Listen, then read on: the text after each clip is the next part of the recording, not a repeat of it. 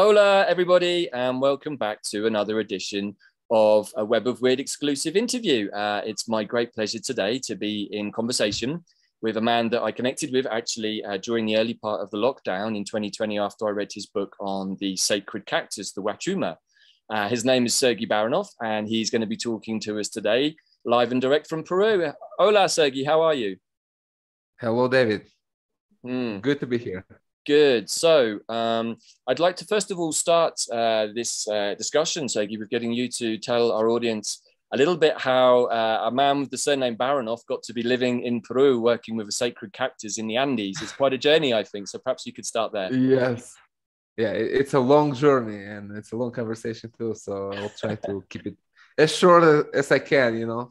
So I born in Ukraine, and at the age of 12 and a half, almost 13, we moved to Israel with my parents. We immigrated to Israel just before the Soviet Union collapsed, and it became possible to escape the political persecution, because in Ukraine, that's what we had experienced. They were very anti-Semitic. So we were Jews, and life was tough. And it's like, you can't say that you're a Jew. You have to lie, basically, to kind of stay alive. It's a Western Ukraine, a very bad place for Jews.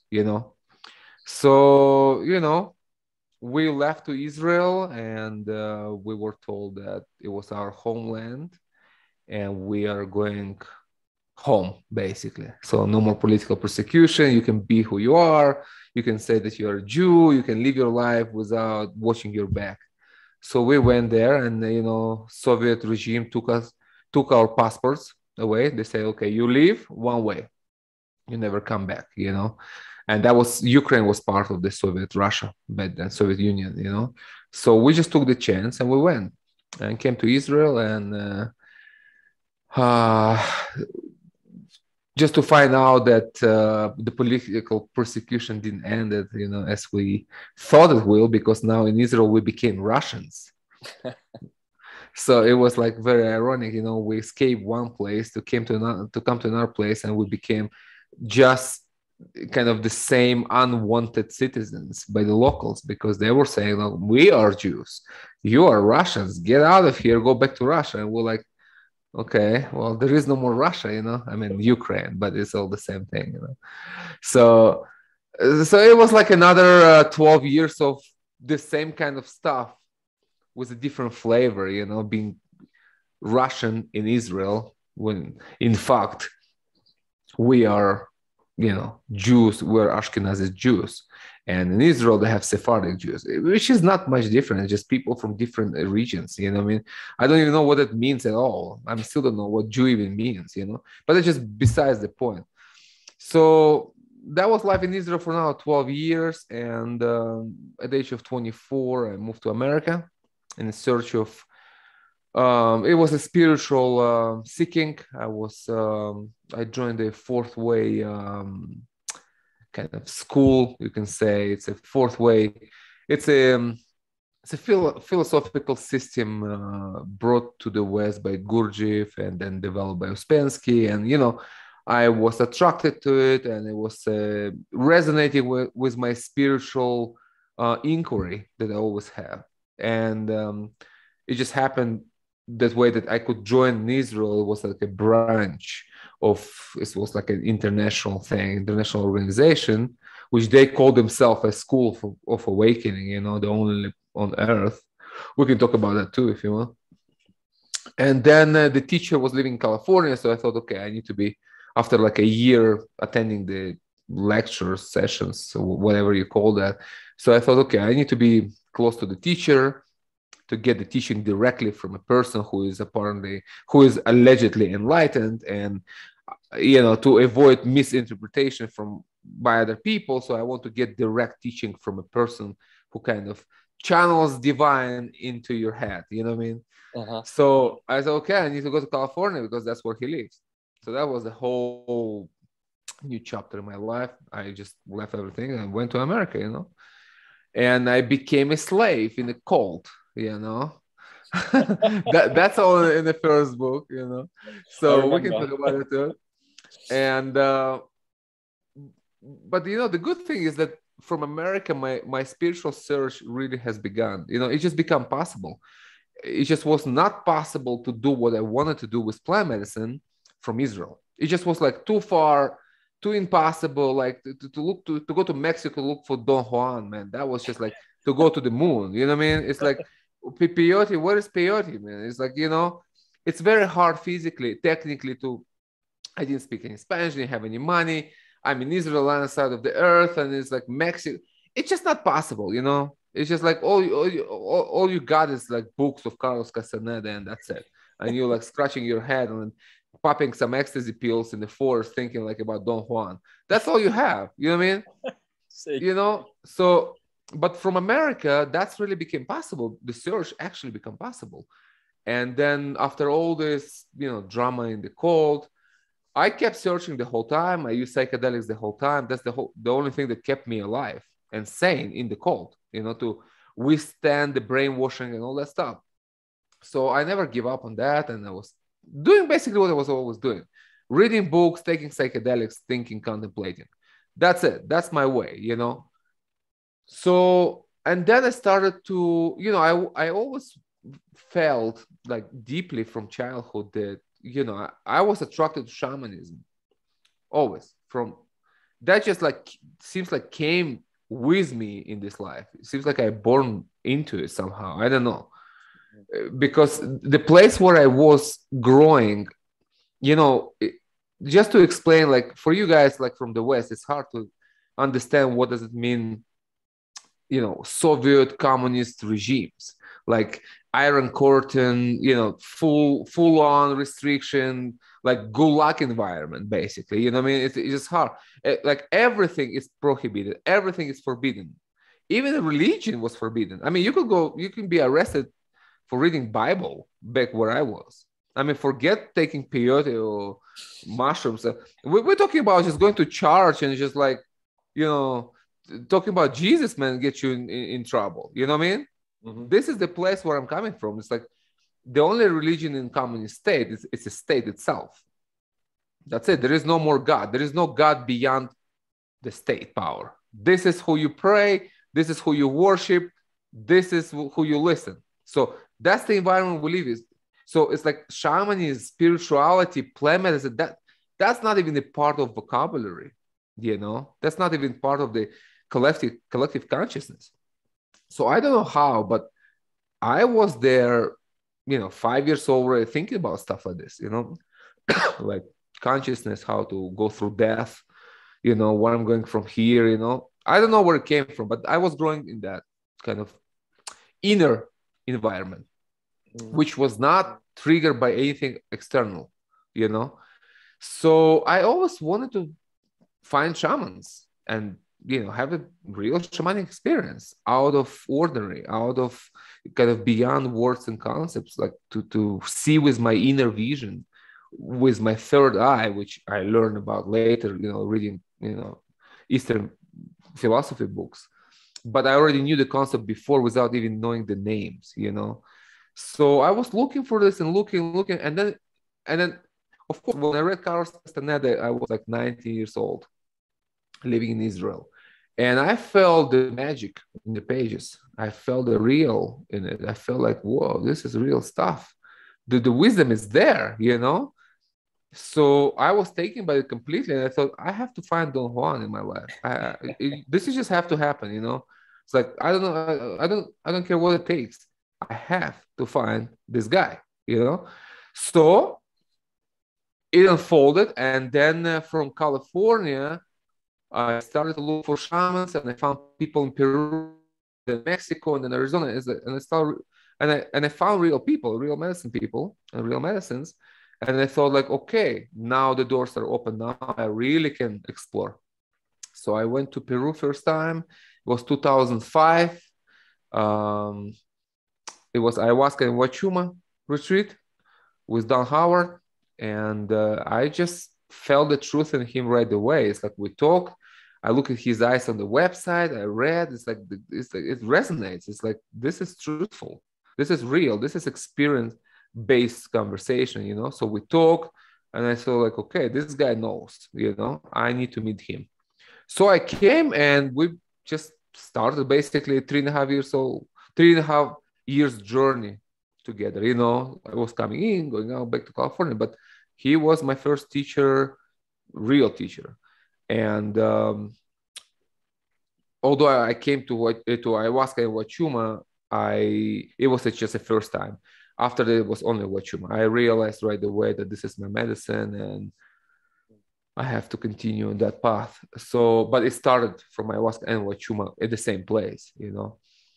And from there, it was interesting because from there, it was in Peru when I was doing Huachuma, like in the jungle, and I was thinking about like, I just realized that now Mexico is possible.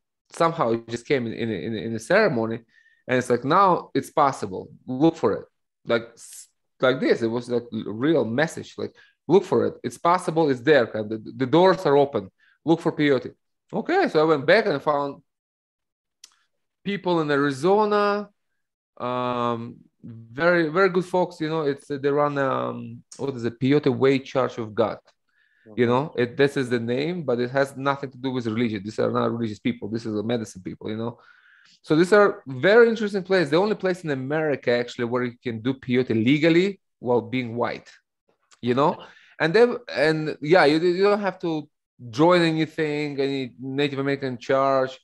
This is non-religious rituals, which I respect very much because with all due respect for other traditions, I'm not a guy, I'm not a religious guy. I don't like rituals in that sense. I like freedom. I like me and nature spirit. That's it, you know? I don't like restrictions and kind of you can lay down, you can drink water. That's just not my way. You know, I respect their way and there is truth in it and I understand what they're doing, but that's not my way. And I found that to be very useful for me when I went there. So the way they work, they just give you the medicine, firewood, you sit in the desert by yourself under the star, drink the medicine. That's it, you know? So I went there and I write about this in the first book and everything that happened there. But then what was important that through that experience, through them, I was led to Mexico and I found shamans in Mexico, the rituals, you know, which was very, you know, that's like the whole new chapter in my life. That's literally, you know, that's probably why I'm here doing what I'm doing, because what happened in Mexico, you know, the near-death experience, the shamanic initiation. So I'm very grateful for that, for sure. Although back then when that happened, I thought that's very unfortunate, you know. It's so interesting, like 32 years. Listening to your journey up until this point, Sergey, because in many ways it mirrors my own. I also discovered Don Juan at the age of 13, living in Cornwall, down in the very west part of Britain. And at the same time thinking, oh my gosh, this is kind of totally far out. This guy's having all kinds of experiences with datura, with peyote. And where on earth am I going to find Don Juan or peyote in West Cornwall in 1993, 94, which is when I was at school and had the same thought as you. I ended up also in investigating other types of mind-altering substances like ecstasy because that's what was available, and that was my beginning into the world of shamanism. But very much similar to yours, actually. And it's funny that now at this point in my life, I'm in Mexico, and I was thinking about this just this week and the journey that I've taken with Grandfather Abuelo. He's been with me actually since I was a young teenager, and now for the first time, I'm living in the land of peyote with Grandfather, and I'm growing him. He's here in my garden, and he's been with me actually since I arrived. It was one of the first things I did as I went to the Mercado de Sonora in El Ciudad in Mexico City, and I bought some peyote plants. Bueno. So there's a little grandfather right here. Right there, man. So, you know, it's a lovely connection across the cactuses, you know, from the San Pedrito and the Peyotito as well, to hear your story and see that the two medicine brothers here have kind of had a similar journey. And it's led us both to Mexico. So perhaps we can continue the story from Mexico to your place in Peru. Yes, I was actually going to Peru and Mexico in parallel. It was the same kind of time. It was Huachuma here, Peyote in Mexico, like literally in the same, within like, you know, January here, March there kind of thing, you know. It was back and forth. That was the triangle. So it was 2008. when I went there, for the last time, and that was when I nearly died there in the ceremony. That was a near-death experience when I was stung by deadly scorpions right in the peak of Peyote ceremony, and spent 3 days in hell, literally fighting for my life, literally. And that we can talk about this too if you like, as we continue the conversation, but I'm just kind of highlighting the points just to answer your question in terms of bio. Mm-hmm.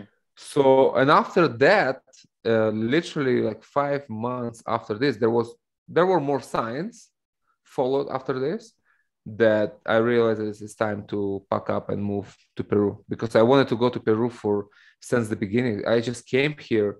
The first ceremony was Huachuma. It was clear to me that this is my path, this is my medicine, this is my life. That's it. I found it. After the whole life of searching, basically. And it just was, I just needed to technically achieve that, to actually do that. So after Mexico, after this near-death experience, I realized that after science that came after that, it's time. It actually came with the owl. The owl brought this message. It's in the book too. And I moved to Peru to follow my path, to study medicine. So it was 2009, April 15, 2009, I came here to serve my medicine. That's it. Wow.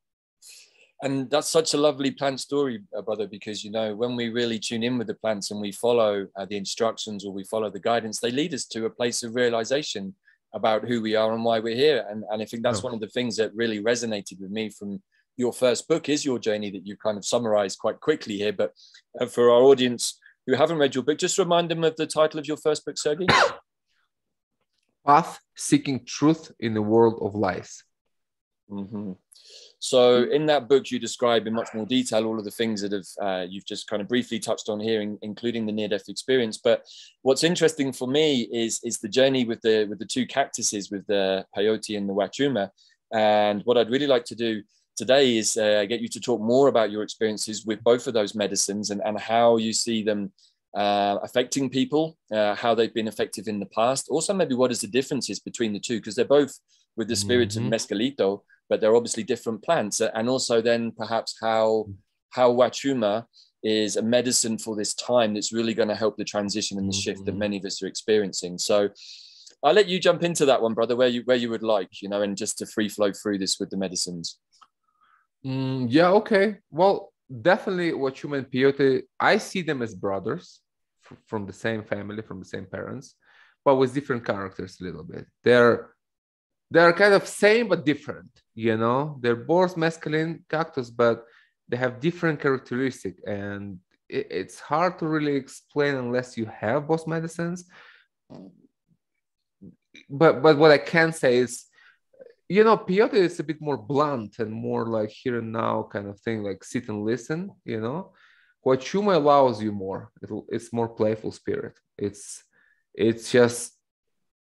very wise, but it's just a loving, kind, playful spirit. It just allows you to enjoy more. It just allows you to enjoy the beauty of it, which with Peyote was a bit different. You had to pay attention more to what was happening. Here you have more space. Huachuma gives you more space to like, okay, son, don't worry about this. You have the whole eternity to figure this out. Just like enjoy the beautiful clouds, and it's just you have that kind of that's something I didn't see in Peyote. It wasn't that. It was just a bit different kind of attention. It was a bit more demanding, I would say. So, and medicine, maybe because it has to do with the mountain where it grows. It just grows at a higher altitude. Although Peyote also grows in Virikuta, which is also in the mountains, but it's lower, It definitely have the mountain spirit, but here it's like higher mountain. Maybe that has to do with that kind of desire to connect to the air, to the clouds. It's just like very natural. You take the medicine, you kind of all flying around in the clouds, and it's just very airy medicine. So maybe it has to do with the environment itself. Maybe have other factors, but it's just it's very powerful. It's very powerful for a long medicine, especially my medicine. It's like 18-20 hours journey, if I give you the full cup of strong medicine. This is serious stuff, but of course there are gradation, and we can make it lighter, and different medicine and different people need different things. But generally speaking, if you love one, you will love the other. Both grandfathers are beautiful, and they're amazing. It's like, for me, this is the medicine. This is the reason to live, on this planet, So I love both of them, and Peyote saved my life in Mexico. So we have a bond forever. This is eternal. I had both scorpion venom and peyote medicine in my blood for 3 days. So we are one, we are fused, But I was called to Peru for some reason. I was called here. The call was coming from here. But thanks to peyote, thanks to Mexico, that became possible somehow. It cleared up something in me. It just took care of some important fundamental things in me, like think about death, that I was always thinking all my life. Like 5 years old, I was thinking about death, like how I bring my consciousness through death. 5 years old guy in Soviet, Ukraine, it's like, but this was sorted in this peyote journey in Mexico. I came to my answers. I found my answers. Maybe they're not final, but they were powerful enough to impact my life in a way that a real change could take place. So, and that was good and enough, and I'm grateful for. So I love both of them, but I'm Huachumero. It just feels like, that's just me more, Mm-hmm. It's so interesting what you're saying, because I've been with both medicines too. I've been with Huachumita for pretty much consistently the last 7 years. I've done ceremonies, but I also mini dose and micro dose with the plant a lot. And it's interesting what you're saying about the differences between the two medicines, because I do find that Grandfather Peyote is a little bit more blunt, can be a little bit more stern actually, whereas the Huachuma generally is, like you say, it's much more with the clouds, feels very much with the Andes mountain energy. Whenever I'm with San Pedrito, I get that energy of the Andes mountains, and really kind of opening here, which is what I often get when I'm up in the mountains. Even here in Michoacan in Mexico, we're still at the altitude of 2,300 meters. So okay. I have both medicines growing here in the garden. They grow happily, although neither is specifically native to this part of Mexico, but the Huicholes, the Huixquilarca, this is their region, so this is moving across towards Guadalajara. So peyote grows in this region, and San Pedro is actually pretty easy to grow almost anywhere. I had it growing even in Wales. But yeah, it's interesting. I think that you're right in the way that you described. Is like sometimes the peyote is a little bit more like sit down and listen to grandfather. He's got something important to tell you. Whereas the San Pedro is like, yeah, I got something to say, but hey, we can get to it in our own time. And be more gentle and be in our hearts and maybe smile and look at the clouds and look at the way the trees are moving, and suddenly become super interested in how pretty a flower is and that kind of stuff, right? Yeah, absolutely. That's if we want to get to the way how I work with the medicine, we can do that. I just don't want to deviate from the conversation. But since you mentioned that, yes, the beauty of Huachuma, this is where it is. This is where the healing is. This is why I do ceremony in the daytime. I use daylight. I work with light, with sunlight, with beauty. So it's that. It's like the beauty is the shockingly awakening beauty. That's what Huachuma really comes. And you can just look at the flower and the dance of the tree in the wind, and you can understand the whole universe. You can understand your life in the tree. You just look at this sunshine, and it's like the insight is coming, and you understand that you will never be the same person again after this, after seeing this, after understanding this. So this is how Huachuma teach. It's through beauty. It's visual, but in that sense, it's visual, not visions like ayahuasca. That's a different realm. This is visions of what is there.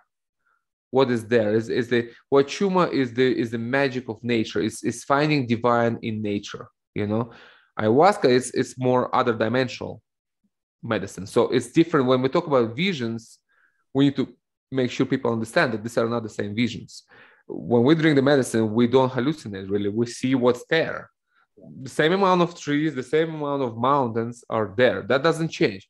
But the way you see them changes. Yeah. You see the world of animation. You see the world of, living beings. It's the world of the nature spirit, Sergey, right? Nature, to see it's a nature as spirit. it really is. Yeah. I think what you just said is so important. The visions or the imagery that we see between the medicines such as ayahuasca or the sacred mushroom are very, very different to that from the cactuses. It's another world. It's not a real world. See. It's very important. It's like it's different dimensions, different realm. Huachuma, it's one dimension. It's a dimension within dimension, but it's here. It's the nature, it's the Mother Earth, which becomes a portal to cosmic understanding. But it's through here. Ayahuasca, she takes you to another realm. It's a different dimension. It's her dimension, it's her realm, and it's her portal. It's like a different portal to the same space, you can say, because they're all really brothers and sisters. They're all grandfathers and mothers. These are the grand teachers of humanity. They're all equally important and powerful and wise, and they're just different. And there's different medicine. You need a different time in your life, True, and as we know, the medicines come from different environments. So ayahuasca is very much a jungle medicine. San Pedrito is very much a mountain medicine. Peyote is a desert medicine, and so accordingly, they have different characteristics that open up different spaces, right? Yeah, exactly. And when you have them all, then you get a full picture. That's why I always encourage people to work with all medicines, because each has something to teach you, and then you kind of complete your teaching from another teacher, and then you go to another teacher, and then at the end you understand everything.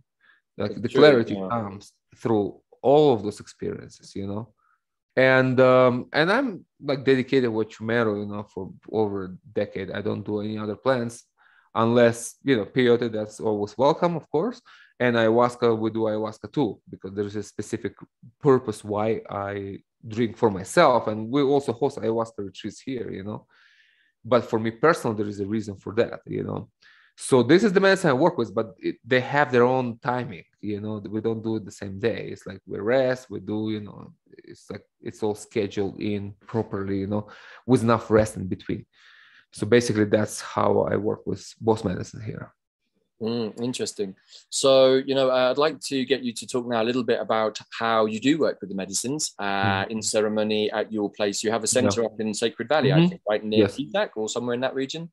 Yes, in the Calca. It's a heart of Sacred Valley near Cusco. It's like an hour drive from Cusco. Yeah, we have a healing center here.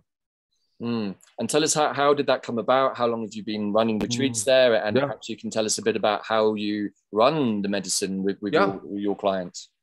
Yeah, okay. Well, it all started from a cornfield.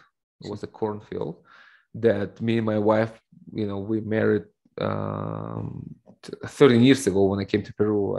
I met her 7 months after coming here, knowing that she's here. That's a whole nother story. It's all in the book too.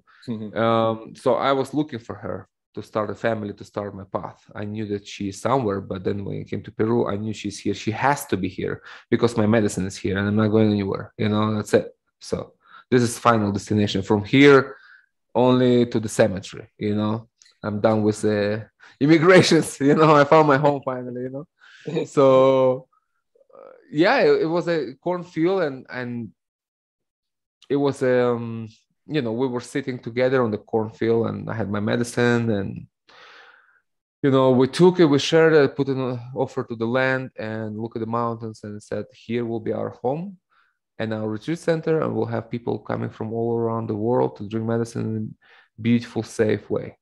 And she trusted me. She always trusted me. She thinks I'm crazy in a sense, but she trusted me. It's like, and she's like, yeah, okay. And that's how it started, from nowhere. We didn't have any money at all. We didn't have, at that time, we didn't have money to even eat in a restaurant in town. It's just like very cheap. It's like I just came here. Nobody knew me. I was just starting my path. And then we had, we started a child, and my wife was with a child. So it's like she can work. I'm like, trying to find my way here through the medicine because that's what I came to do in Peru, and I refuse to do anything else. That's it. This is my calling. I'm going to answer my calling. So that was like a I was determined, and I was like following my passion, and that's it. It was hard.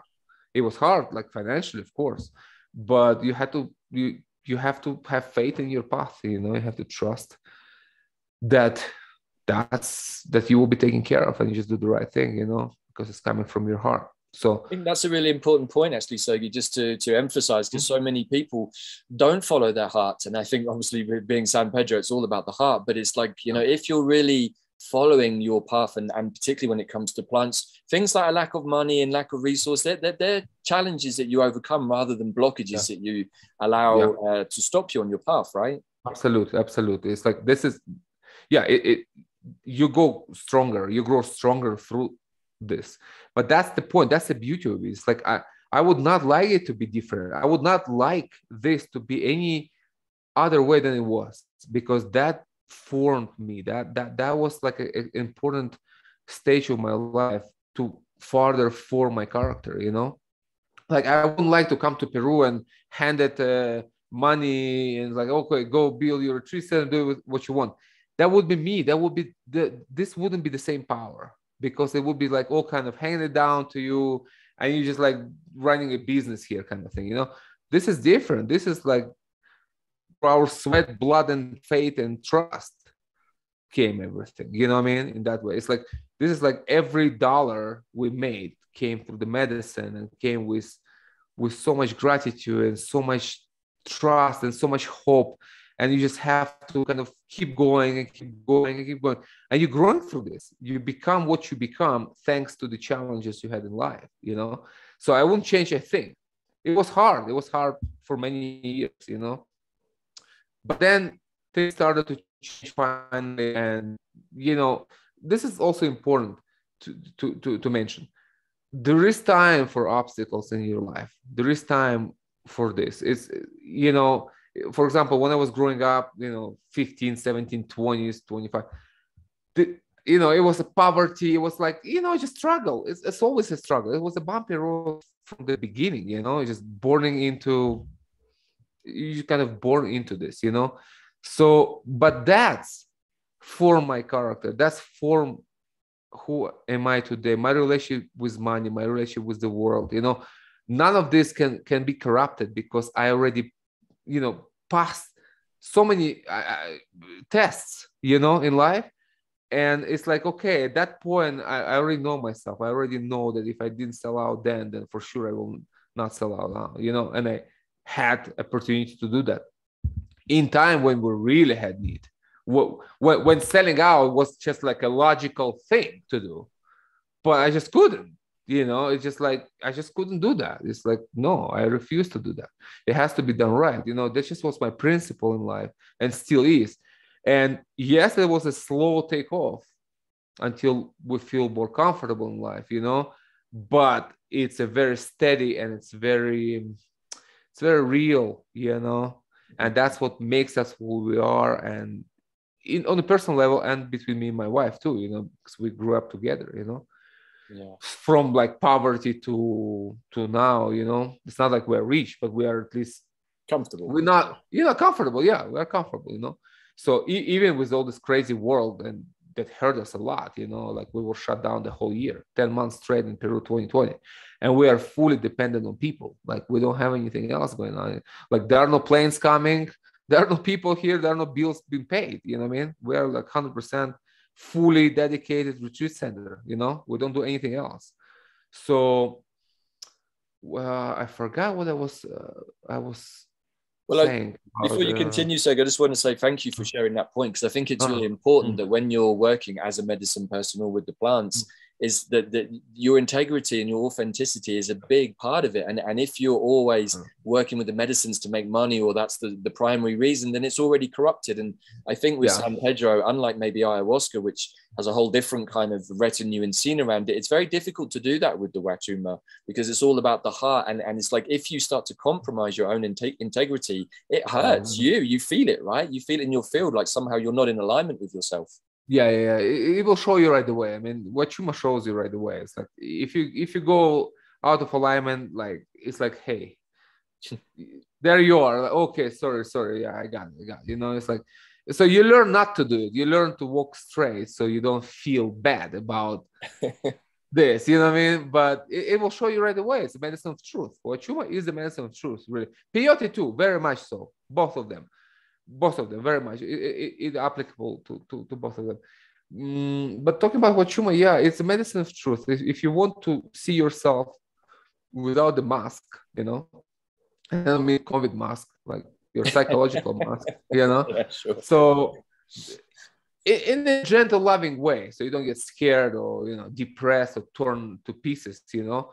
But to see the truth of you, yeah, you just drink the medicine and it will show you. It's like, this is who you are and this is where you stand in life, and this is the thing you have to change in order to find you know, greater happiness in life. This is the teaching. This is how it works.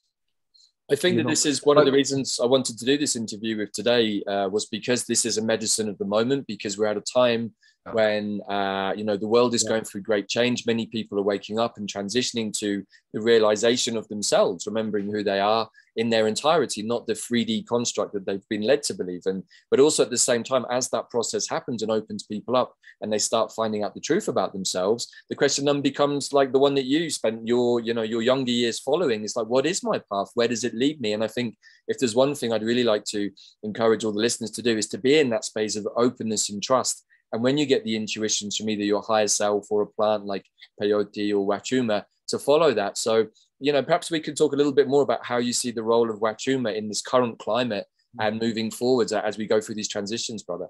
Yeah. Well, I think, you know, before the world, you know, lost its sense, it was just for, it was a privilege, let's say that one. Like, to do this medicine was a privilege. It was like, you have to be called to, you have to answer, you have to find the right people. Many things have to happen so you do it, so you can have this experience, you know. So it's a privilege that was reserved to spiritual seekers, you know, that I was that person, you know, one of the people who were looking for answer, looking for truth, looking for meaning and true experience in my life, you know, not told or described by other people. I didn't want secondhand knowledge. I wanted firsthand knowledge. I want my experience of divine connection. That's it, you know, beyond everything. So that was that. But what changed is that, you know, with COVID, with all this, you know, things that happened in the last 2.5 years, well, the world changed in a way that it is no longer a privilege, but it's a necessity for many. It's not a privilege for a few, but a necessity for many. That's what it is. If you want to stay sane in this world, personally, I don't know how you can even do plant medicine. If I would be living in the city somewhere in America during all this time, I would probably go crazy like everybody else. There will be no way for me to even stay insane, you know? It's like knowing myself and all this, like, be locked down somewhere in an apartment in San Francisco. My God, I would like to jump through the window, man. It's like, you know what I mean? I would just end this. It's like, this is nuts, you know? It's like, you know what I mean? Of course, I wouldn't do it. I'm not a suicidal person, but you know what I mean. It's like, that would be probably what I would be having in my thought. That's what people do. People suicide. People kill themselves. I know personally people who end their lives because of the stupid lockdowns, you know. But that's another question. I don't want to get angry right now. You know, we're talking about beautiful things here, you know. But the thing is, like, I live in Peru in the mountains, in the nature, and I have medicine. And for us was hard too. Even for us was hard, which I'm like fully connected. I'm one with everything here, you know. I eat medicine every day if I want, you know. But it was hard. The whole thing was just psychological. The pressure was so hyped up and was so difficult that even I was like close to get to depression in the first month, like in April, you know, when it all started. It was the reason for this. Like, I wasn't depressed because I wasn't allowed out. I mean, it's not even that. I mean, we live in the nature, we have our fields. I was taking my dog and medicine, you know, around, taking my children to the river, you know, we're not, you know, you just don't go on the streets where there are soldiers with machine guns. I mean, it's just completely crazy, you know. But I was depressed because I was scared for my kids, you know. That was my fear was. Like, I thought, like, you know, when the whole thing just started, and I thought, oh my God, what something happened to my children? I need to protect them, you know. That was my fear.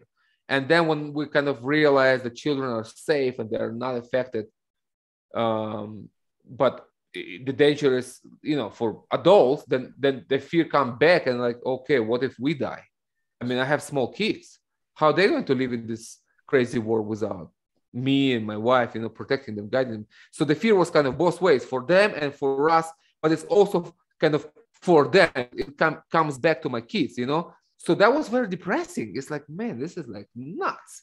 I need to get out of this nightmare, So I started doing medicine. I took myself out of it in a couple of weeks, and like, oh my God, thank you. I just lost my way for a couple of weeks, maybe even for a month, something like that.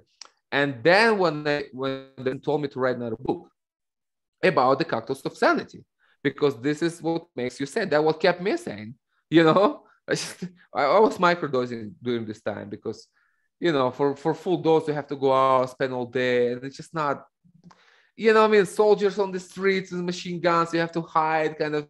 It's not like the right energy, right, for medicine work. You don't want to be, it's like, seeing guns. It's just nuts, man. It's like in our little town here, soldiers with machine guns, like grabbing people from the street, like putting them in the police station. Wow. Like, no way, on the medicine, you don't want to be near that thing. You know what I mean? This sure. Kind of in the first, running around, hiding.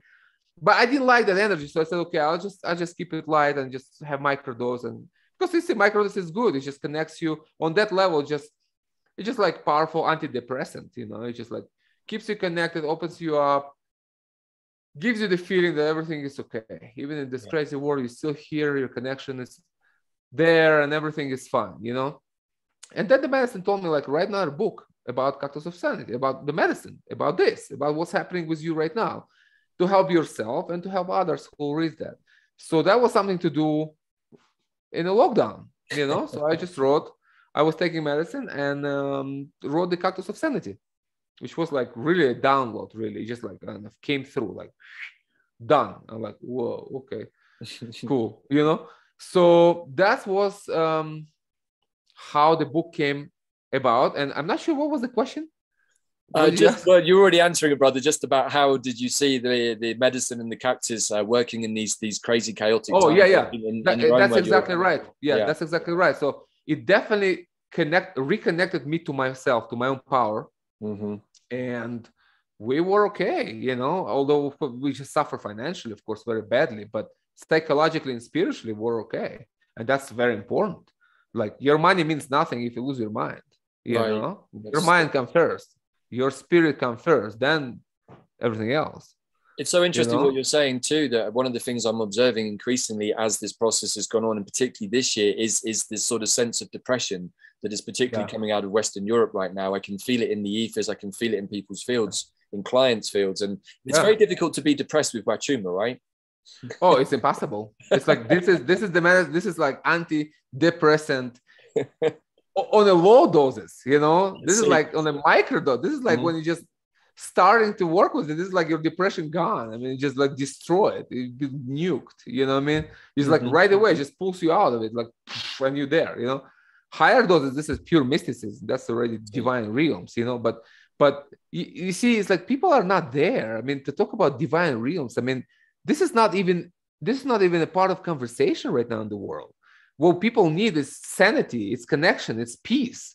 That's what they need. They just need to be well again. It's a well-being. We're talking about just well-being. And to answer your question, I think this is the time to do Huachuma. This is, or any plant medicine for sure. Ayahuasca, peyote, of course, do whatever you can. Huachuma in particular, because somehow it's very much about life. It's like, it's more about here and now. It's this 3D world which becomes a portal to everything else, but it's very much here. It's not a spiritual bypassing. You're not ignoring anything. You deal with things. You see things. You see through. You embrace life. You embrace the world, but you find clarity and understanding and strength to deal with it. That's what the medicine gives you. This is the gifts of the spirit. It gives you power and clarity to deal with the world in a way that you are unaffected. You feel strong. Like I feel empowered. Well, this is one of the other beautiful aspects of the Huachuma, right, is that it gives us energy, but it also, I kind of often feel that when I'm with the Huachuma, because like you, I've microdosed throughout the entire process of the last 2.5 years. And what I found is that it gives me the space to feel safe, actually, even though there might be all kinds of unhelpful energies and stuff flying around and God knows what, that when I'm with the medicine, even on a small dose, nothing really affects me. I can kind of navigate through all of that, you know, like you say, not in a mystical dose, but just a little amount each day, just to keep me in that space of happiness and love, with my heart wide open, but protected. Yes, you feel safe. You feel safe. You're like, that's what I'm saying. It's like you feel like you're walking in the middle of hurricane, like when trees are flying around, like being torn with their roots, you know, houses flying, you know, like cows in the air, cars, like what you see like in the Hollywood movies. Kind of like that, you know, everything like going, you know, total chaos, but you're just walking. And you still see the light in it. You know, that's the power of it. It's incredible. Like in the middle, in the eye of a hurricane, you don't lose yourself. You don't lose the connection with yourself and your relation with the universe, you know. It's grounding medicine. It keeps you here and now in many different senses, you know. So, and now, like as people get very depressed, I mean, we get those people all the time, you know, every week. People coming with severe depression, you know, post-COVID things, you know. Like, of course, you have other things too. People have other problems, you know, relationships, you know, stuff, you know, a lot of stuff, just life stuff. But it's very much wrapped in a very thick, under very thick layer of COVID fear, COVID psychosis, everything. It's like, so this is what we break through and kind of bring people back to themselves, to reality. Like, hey, look around. Here's the mountains. Here's the sun. Nothing sun changed. Is shining. It's the same thing. The river is the same. The sun is the same.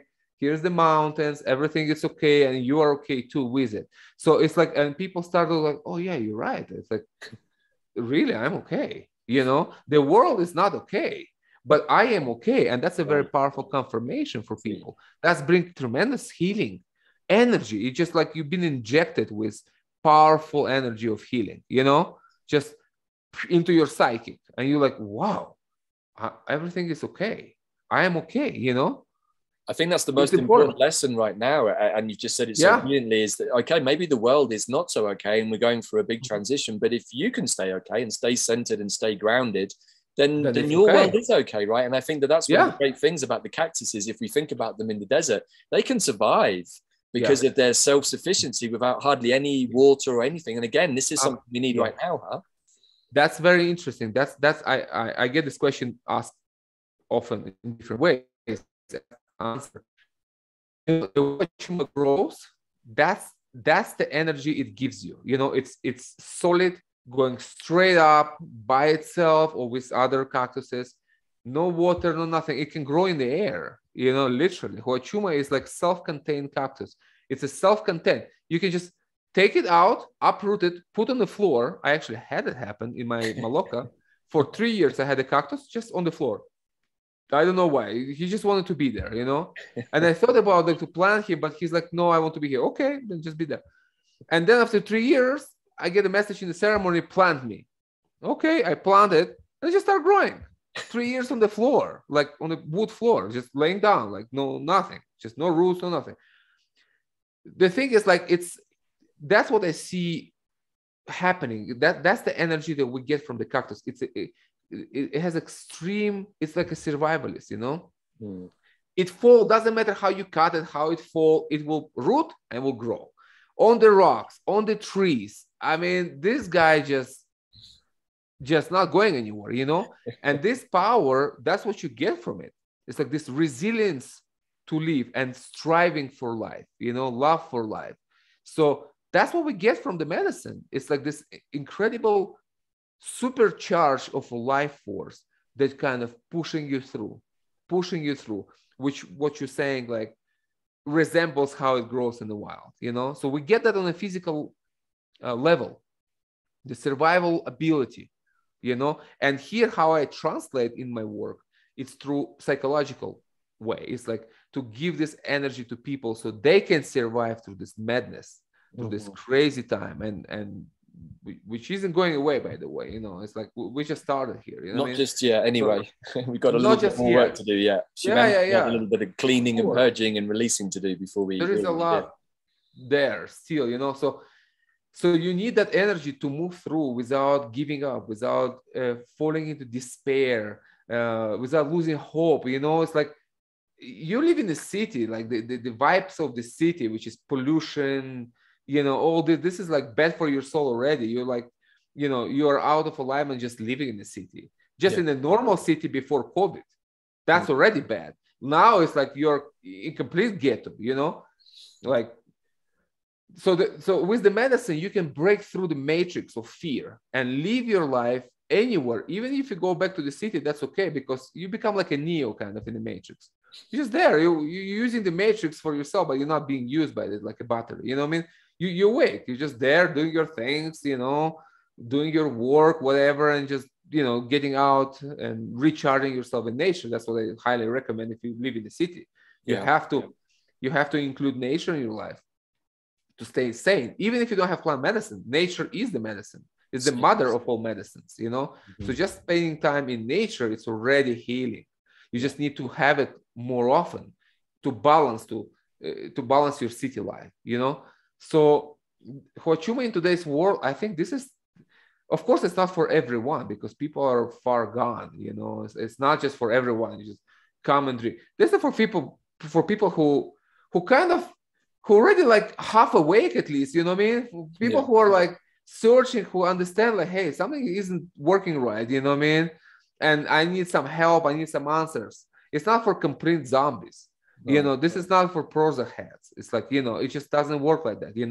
You need to be already kind of there to, you need to have some goal to make more goal kind of thing, But if you are there, if you are that person who have a heart, who didn't lose his mind or her mind, who wants a connection with nature and who wants deep self-reflection, and who understands that traditional ways and teachers and philosophies are limited and cannot get you through the fear and, show you and teach you through experience, then this is an amazing opportunity. This is where you find this, and it's available.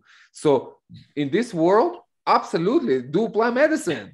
It's like find good people and do it anywhere. You come here, you go there, anywhere. It's for your protection, for your safety, for your sanity and well-being.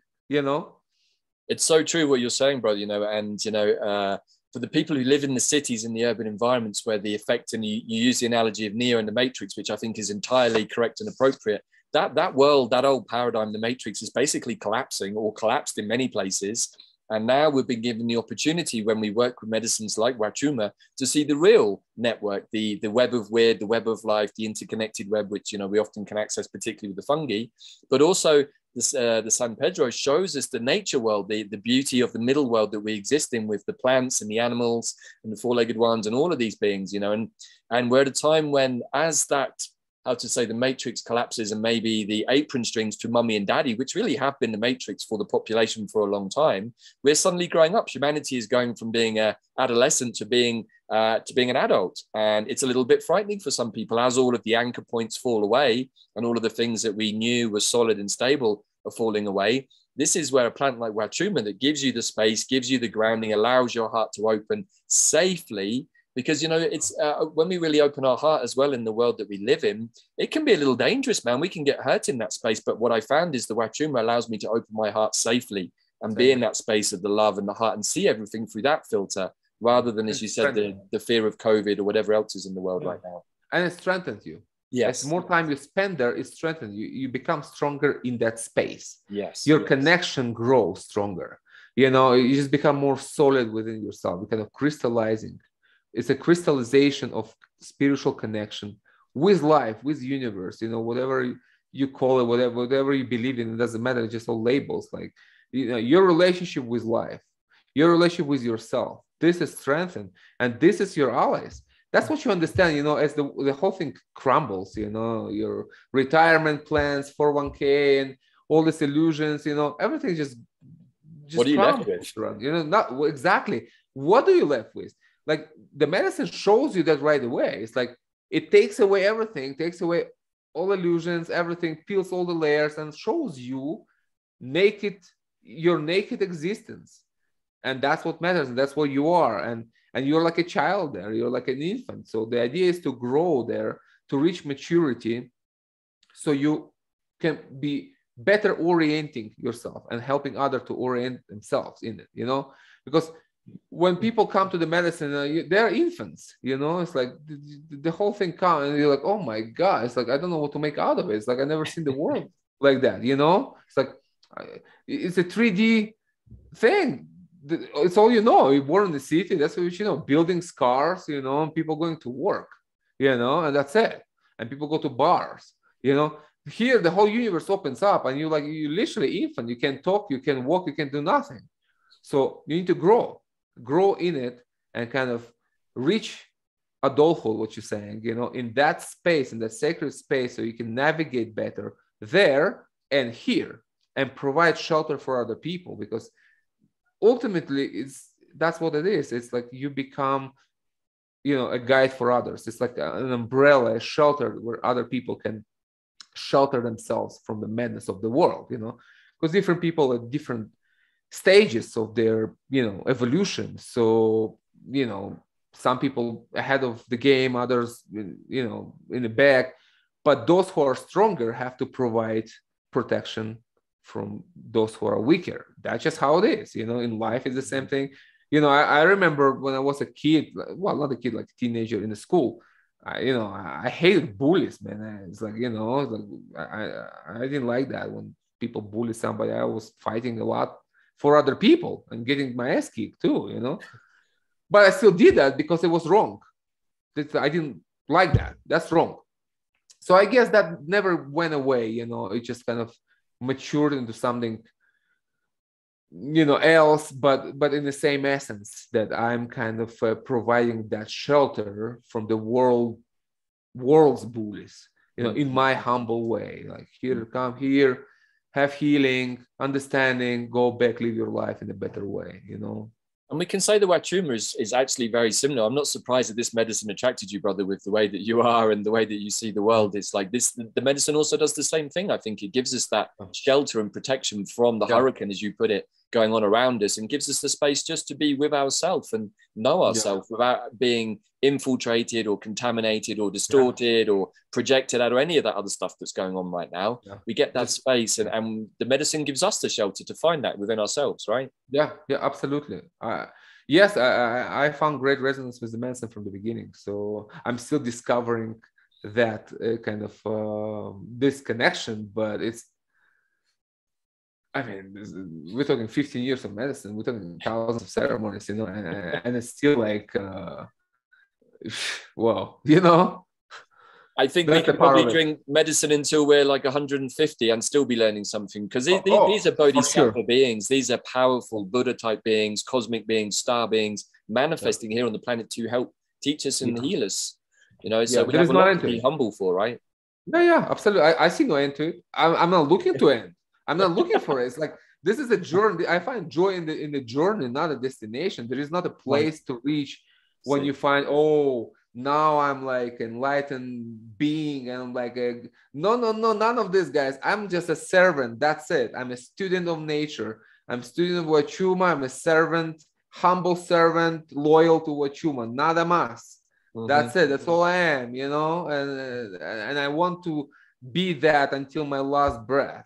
Because that's exactly, that's the problem when you see among other medicine men, and that's very, painful kind of things to see when people lose that connection, and they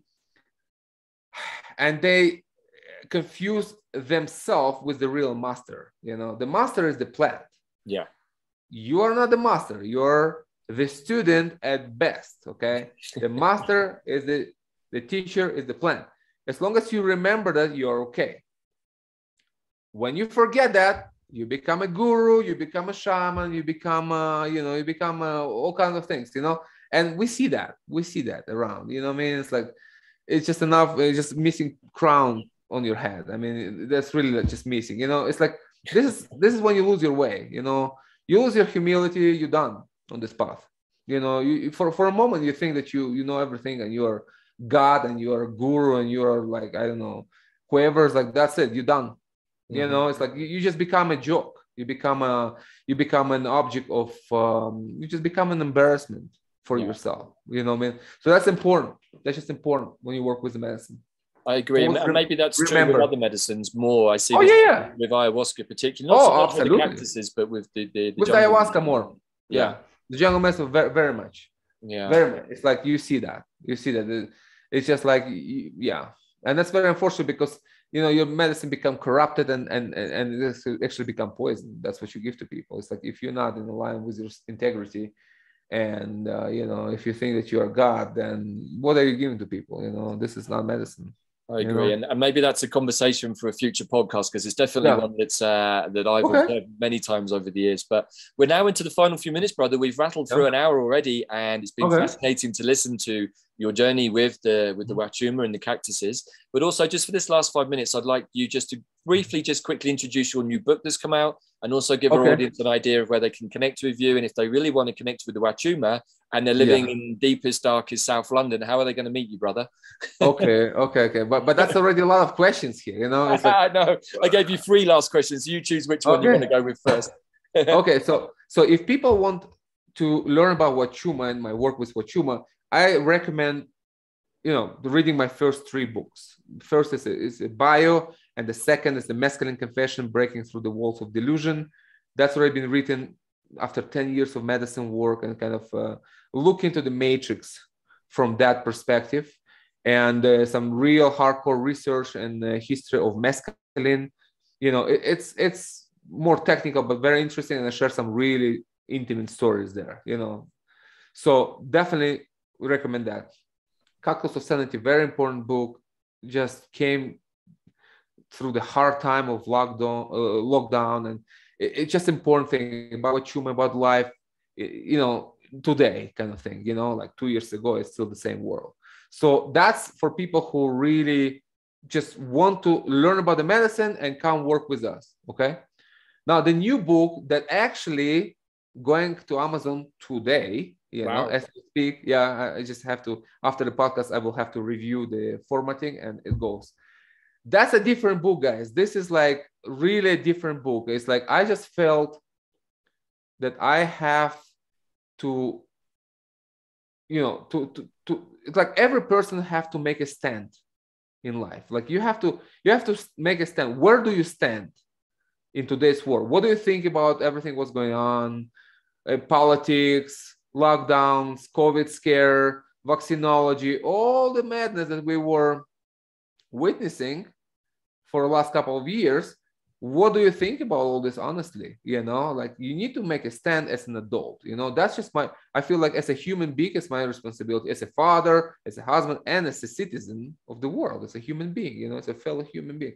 So I felt like it was in me. And I feel like, no, you know what, this has to be out. I have to go on record and say what I say and hopefully help people to reclaim their mind from the fear, you know, and help people to move through this and, you know, basically putting things together. I just, you know, everything that is in the book is in the public domain if you know where to look. So there is nothing like I don't have a hidden secrets on information from an intelligence agency.